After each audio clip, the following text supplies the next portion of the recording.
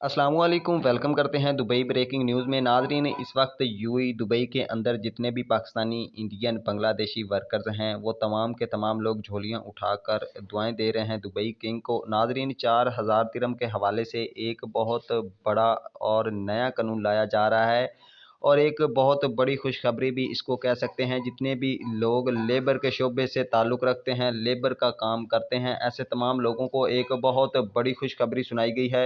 और नाज़रीन, इस चीज़ से फ़ायदा ना सिर्फ लेबर वाले बल्कि बाकी भी जितने शोबे में लोग काम करते हैं, पाकिस्तानी इंडियन वर्कर्स काम करते हैं, वो भी इससे फ़ायदा उठा सकते हैं।